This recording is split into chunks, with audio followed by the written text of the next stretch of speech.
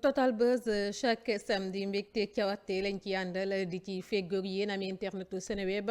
di leen di dalal ci jàmm dama koy door rek nag musiba bi nga xamante ne nii daal dinay am bés yi ñu génn bu yàggul dara ab xeex ba nga xamante ne nii daal dinay juddu si diggante benn agent marketing bu nekk ci benn place ak benn chauffeur taximan daal di rek mujjee jur ba musiba taximan bi nag résisté wul benn yoon ci dóor ba nga xamante ne nii ku ñuy wax bee baabu moo ko dóor dawalkat boobee nag daa daanu gannaaw ba ko waaj a dóoree si ndong li nag la dal di daanoo dal di koñe goudron bi mu jon ay gaañu gaañu la ca jëlee laata mu cay mujjee ñàkk bakkanam waa ji dafa bëggoon a daw waaye nag policier yi daal dinañu koy mujjee teg loxo gannaaw ba ñu dal di daanoo ca boobule mbir par hasard gannaaw loolee la takk der ya nag dal di jot xibaar ne victime ba daal dinay mujjee ñàkk bakkanam lépp mi ngi bàyyeekoo ci ba taxi bi ak vélo ba dal di rek mbëkkante ci diggu circulation naka noote la ca xuloo dal di toppande xeex dal di cay juddu si noonu l'agent marketing bi dooree rek kii lee di taximan bi mu jaaree fa dal di ñàkk bakkanam ñu daal di koy teewlu nag ci mbir yi nga xamante ne ni moo am waa ji nangu na ne moom moo dóor victime bi bu ñu sukkandikoo si moom moomee di bee baabu gannaaw seen choc bi nga xamante ni daal dinañ koy def chauffeuru taxi bi da ko dóor laata muy jéem a confisqué ay clé yu vélo boobee li ni mel moo poussé nag kile di agent wu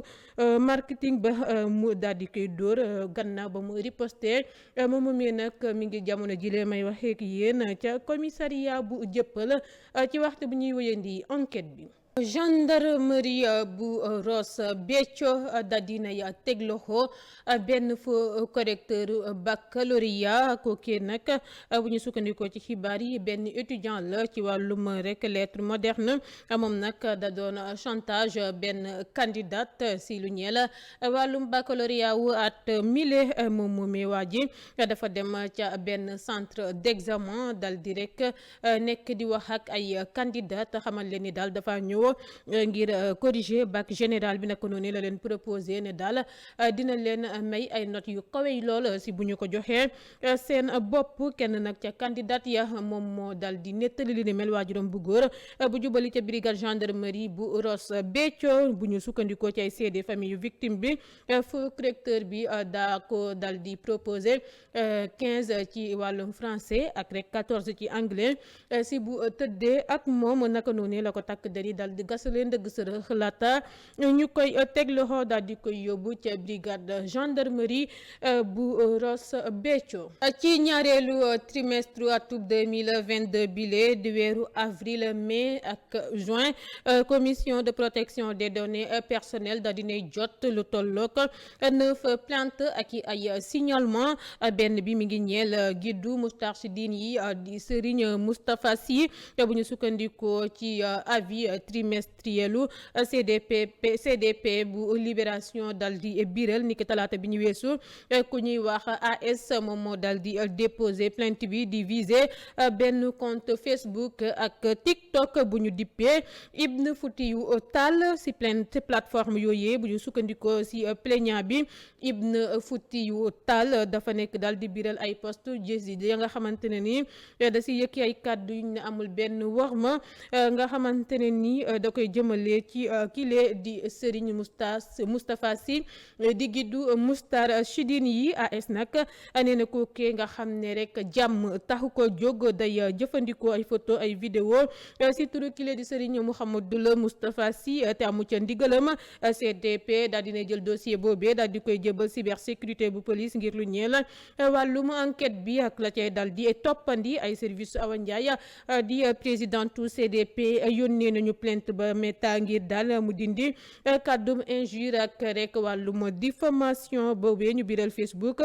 procédure suppression ba sax ñu nga ca woon niki talaata ba ñu xamle bile xibaar. Amadou jëmale ci mbirum François Mancabou moom mi nag ñàkk bakkanam ca bañu ko teewee si lu ñeel wàllum enquête bi ci wàllum force spéciale gi ay avocat wam daal dina ñuy rek am lu ñu xamle ci lu ñeel wàllum autopsie wam bi bu ñu sukkandikoo si ñoom ña nga xamante ne ni ñoo di rek médecin yu rek def boobule autopsie nekk ñu woon ñoom kese ca salle ba ñu ko doon amalee ca hôpital Idrissa Pouye bu Grand Yoff ci ab communiqué bi nga xamante ni biral nañ ko enquête daal di koy jëlaat si ay avocat yu François Mancabou la ñu xamle daal moo di ñetti spécialiste yi nga xamante ne ni ordre des médecins ñoom la ñu tànn ngir ñu amal autopsie si néewu ba kilee di François Mancabou ñoom ñoo ñëw rek ñu ngi amal seen liggéey boobee si teewaayu juróom-benni policier su weesoo professeur Chérif Mohamed Moustapha Dial ak rek docteur yi la di Gabriel kile di El Hadji Omar Ndoye amoon na tamit bu ñu sukkandikoo ci avocat yi commissaire chef GRI ñaari lieutenant wu police chef BAG DIC benn adjudant wu police enquêteur ca BAG benn adjudant ak benn agent wu police PTS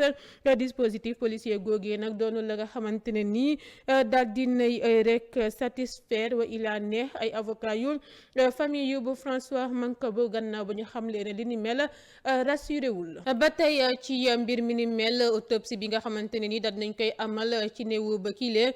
di François Mancabou bu ñu sukkandikoo si médecin ya nga xamante ne ni ñoom ñoo ko def ni ki dibeer bi la ñu génne ci hôpital Idrissa Pouye bu Grand Yoff nee nañu daal kile di François Mancabou mi ngi ñàkk bakkanam gannaaw ba rek yax ya nga xamante ne ñooy jokkalante yaramam ak boppam dal di dammee jural ko ay complications neurologiques li ni mel nag ay avocat ak jege ñaale kile di François Mancabou daal dinañu si contesté ci ab communiqué bu ñu biral la ñu yëkkatee rek seeni ay kaddu décidé nañu nag ba noppi dal di sàkkuwaat beneen autopsie ci néewub kile di François Mancabou waaye bi la yoon dañu see bëgg gën a xuus dinañu demander ay analyse toxicologique yu dal di xóot loola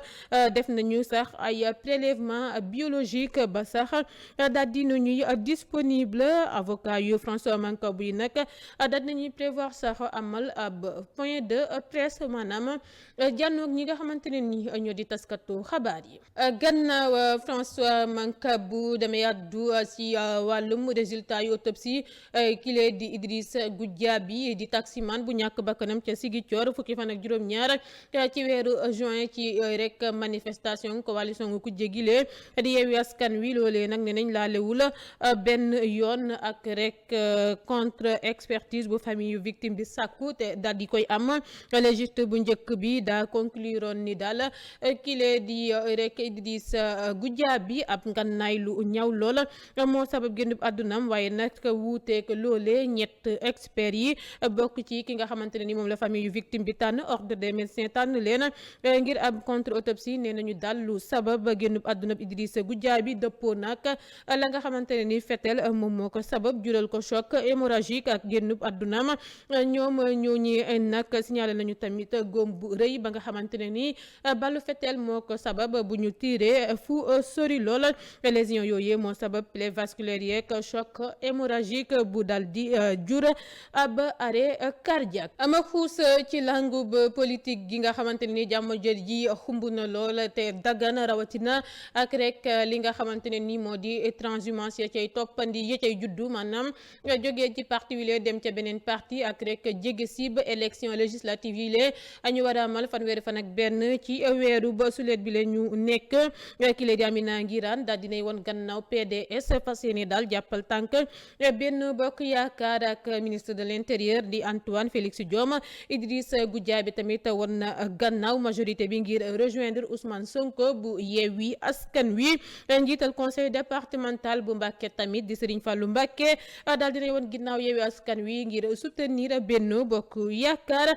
kaayu transhumance yu nga xamante ni nag moom moo gën a marqué mun nañu ne nit yi moom mooy rek bu kile di Cheikh Mbacké Bara Dolly ak Mayoro Faye yi nga xamante ne nii nag daal dinañuy xamle ni Benno Bokk Yaakaar la ñuy dal di soutenir ci élection législative yu ñu war a amal 31 juillet ñoom ñaar ñoo ñi nag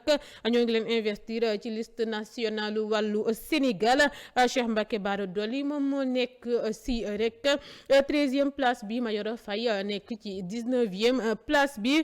ci wàllum transhumance nag article 60 constitution bi daal na ci xamle lu leer nañ dina rek bépp député bu tekki ndombal tànkam ci parti ba nga xamante ne nii fara dal di nekk ci législature day ñàkk automatiquement mandat wam dañu koy remplacer ci ay conditions yi nga xamante ne nii yooyu la loi bi rek dal di déterminer. jàppante ci ay partisans yu Benno Bokk Yaakaar ak rek yi nga xamante ne nii ñoom ñoo ànd ak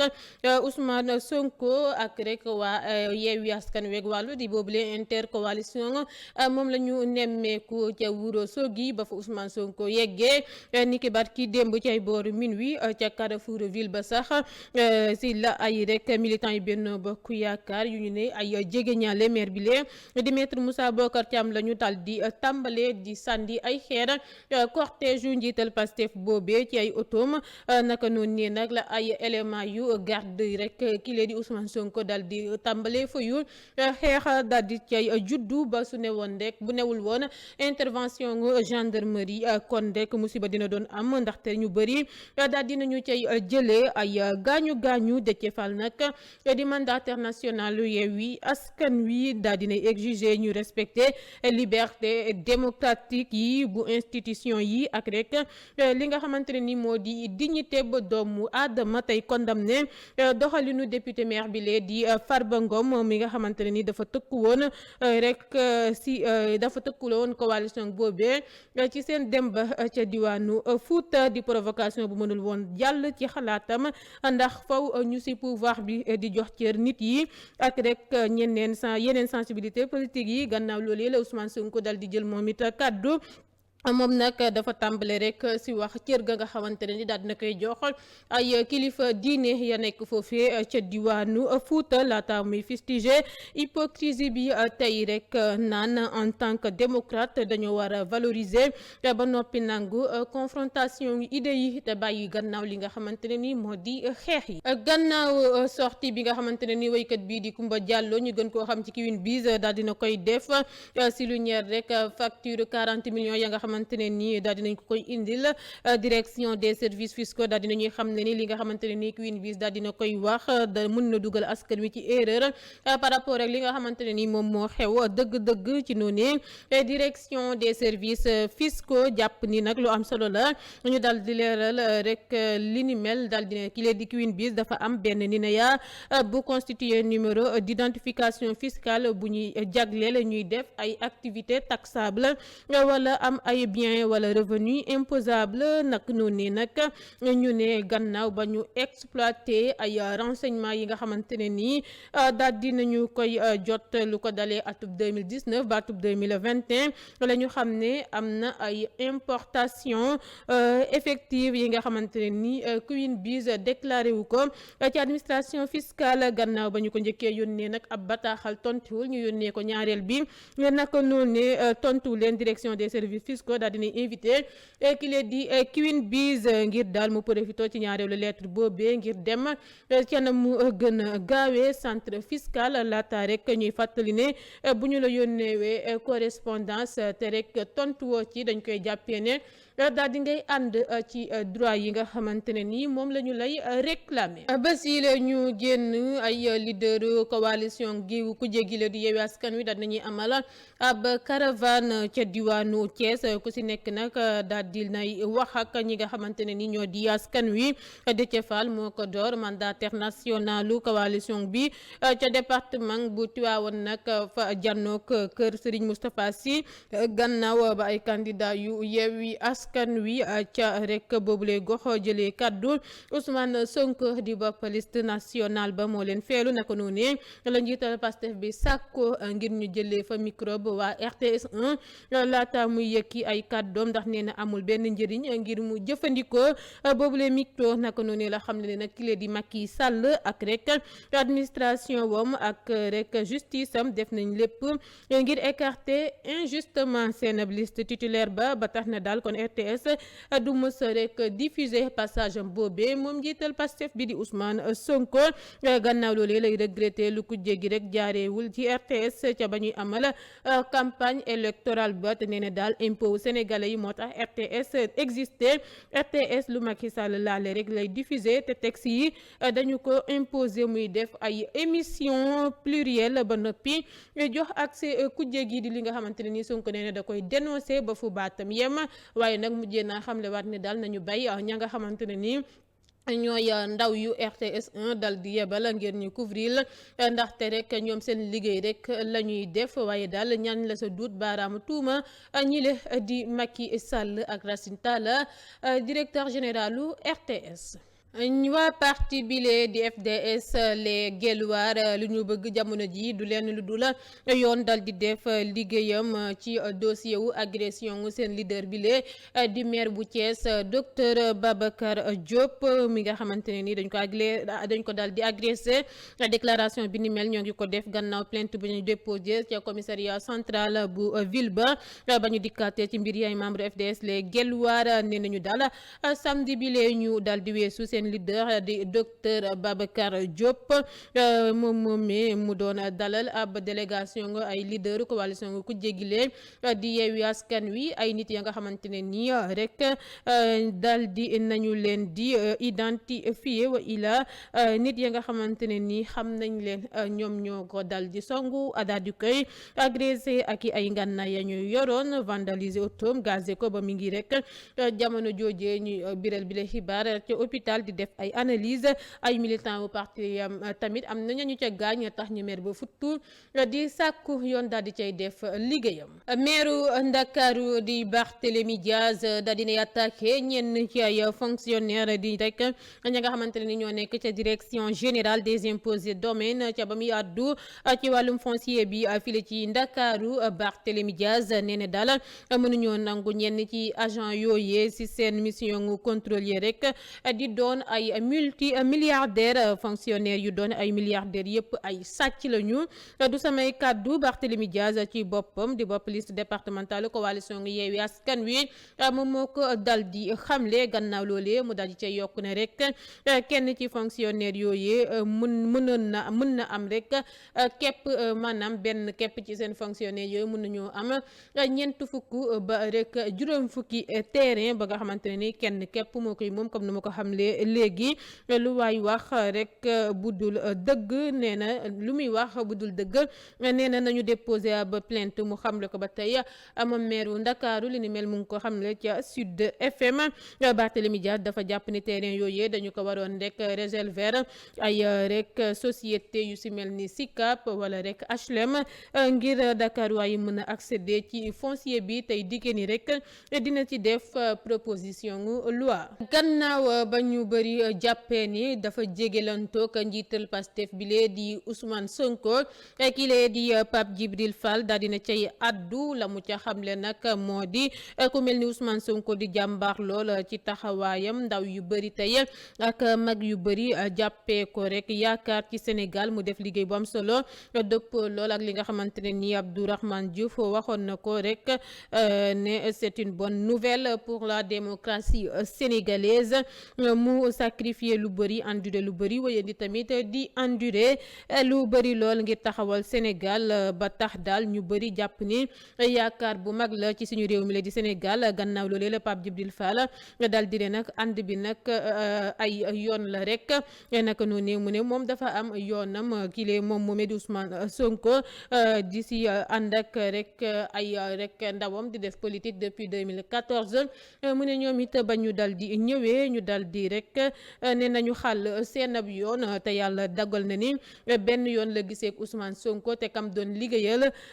rek di Amath Diouf moom moo sàkk woon mu def ak moom interview ngir sitam bi mu daal di koy def nee na boobee la gisee ak Ousmane Sonko gannaaw loolee ba tey Pape Djibril Fall ne bu weesoo li ni mel kii lee di Ousmane Sonko sekkuñu dara ñoom ñaar musta dem këram Sonko musta ñëw këram musuñoo déggoo téléphone nee na sax ci xew-xew yi fi amoon weeru mars atum 2021 lay doog a xam ne kii lee di Ousmane Sonko cité kër góor gi la dal di dëkk ba tax mu ne kon rapprochement si digganteem ak Ousmane Sonko wa ila proximité bi nga xamante ne ñu ngi ko si wax dara amu ca mu xamle ko moom mee di Pape Djibril Fall ne daal ñoom ñaar ñëpp kenn mësula consulter moromam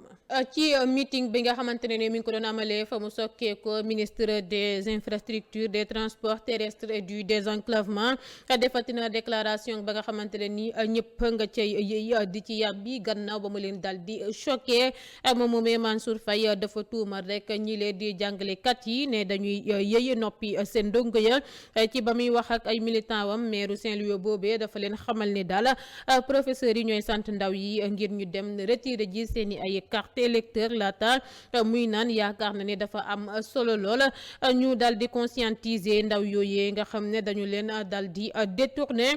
tamit ci WhatsApp ak rek li nga xamante ne ni moo di TikTok naka noonu la Mansour Faye sàkkoo ci ñile di waajur yi ngir ñu bañ a nangu ku jégu amul programme gile di dal di jëfandikoo seen doom yi kaddu Mansour Faye yooyee nag yëngal na internet yu bëri ci réseaux sociaux yi rawatina ci Facebook ak Twitter bu ñu koy dalee dal yu métti loola ñenn ñi comme ñu si mel ni Fatima Tall ak Mani Diop Mansour Faye daal nee nañu dafa sàkku ci waajur yi littéralement ngir daal ñu tere ñi nga xamante ne ni ñoo di ndaw yi ngir ñu dem récupérer seeni ay carte électeur doomu Fatoumata Ndiaye Fouta Tampi bile di Thiaba Khoy Niang daal dinay génn bés yi la ñu génn daal di willi pande waajuram bu jigéen Fatoumata Ndiaye Fouta Tampi bu mu ne daal da ko abandonné woon ba muy am ñaari at naka noonu nag mu ne moom moomee tumuranke la nekkee amul fu mu nekk ba sax li leen di ëmb jot ko dab mu daal di koy nekkee ba mu amee doom daal nee na la koy waajuram bu jigéen boobee jëlaat yóbbu ko këram laata mu koy génneewaat mu nekkee tumuranke ba mu xamlee nag li ni mel ci waajuram bu jigéen si ñaareelu sorti bu mu ci def ca Walfadjri la ko Gabriel Kane jëli yóbbu ko këram laata muy woo ay mbokkam daal di si dox tànk jàmm comme nu mu ko rek tàmm di defee nee na comme nu mu koy defee ak Adji Sarr ak ñeneen noonu it la koy defee ki la nag di Fouta Tampi xamle woon na ni dafay porter plainte doomam joojee nga xamante ne ni nee na sax yaayam da koy menacé te nag buñ ko dimbalewul mën na ko faat ndaxte am na fit woowee moom nag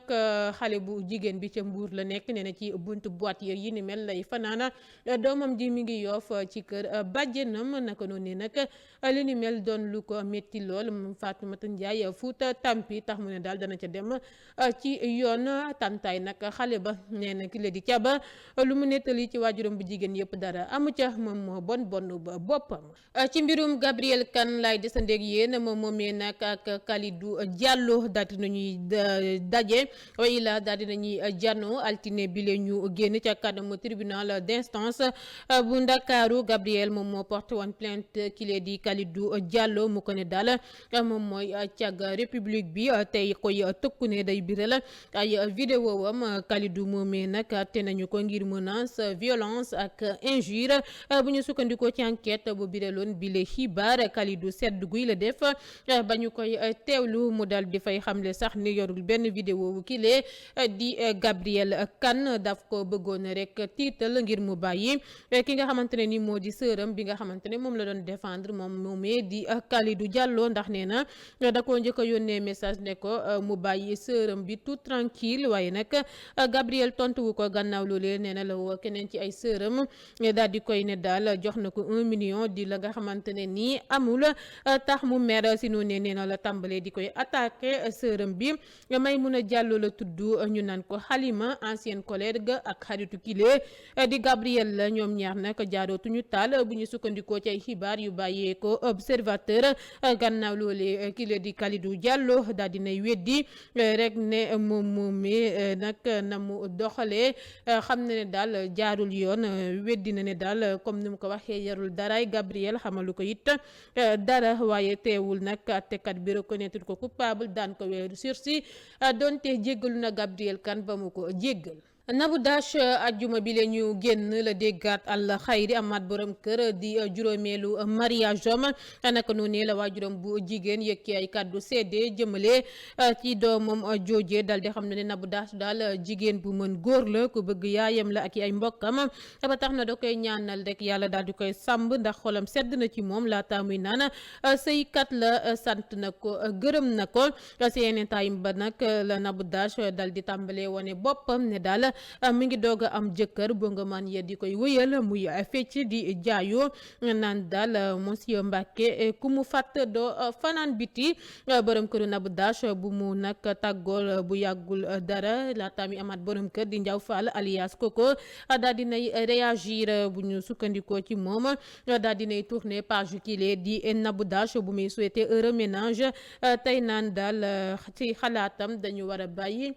kile di Nabou Dash mu dundam ak borom këram gu bees gi lee di monsieur Mbacke comme rek na mu ko tàmm di defee kile di Nabou Dash daal dinay delloo buum ca mboy ga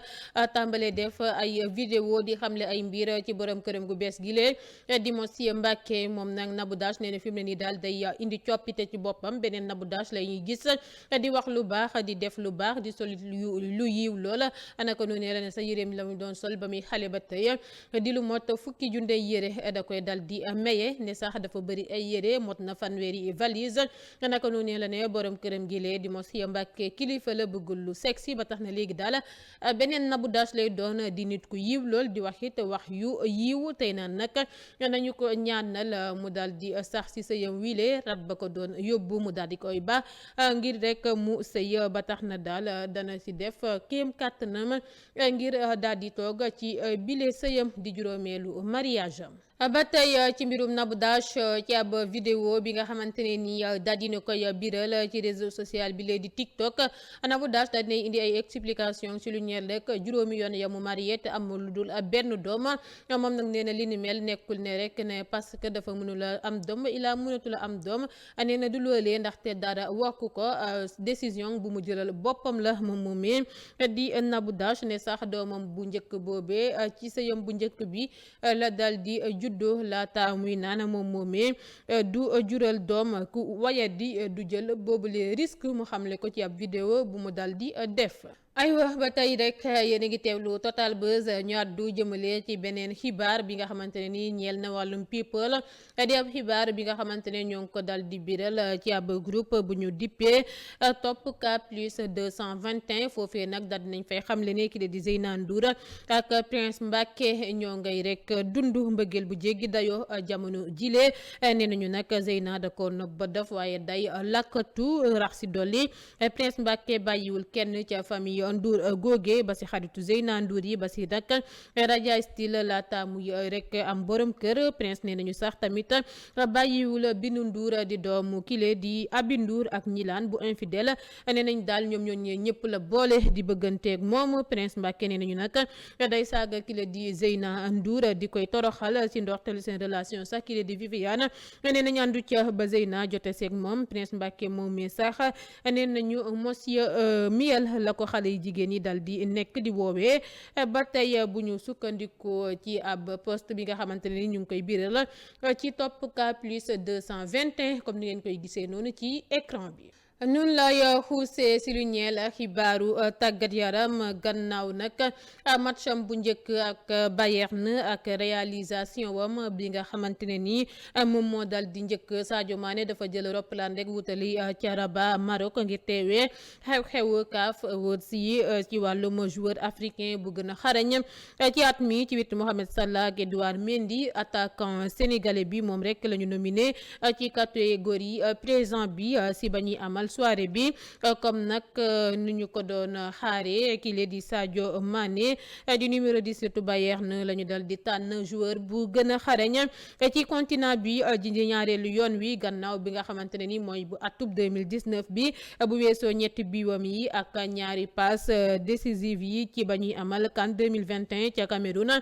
sénégalais bi moom moo inscriroon rek tiro bi décisif bi ci final bi contre Égypte bu ex coéquipier bi di Mohamed Salah ñaari nag rek réalisation yooyee wa ila li ni mel taxoon na rek moom Sadio Mané mu gën a ñoŋal boppam ñaari weer nag ca gannaaw mu delloowati buum ca mboy ga contre ba tey pharaon yi bile yoon si rek mondial 2022 bi ca Qatar wi la ngir mondial 2022 boobee di lu doyoon sëkk ngir départager leen sacre bi leen nag tax na numéro 10 su sélection nationale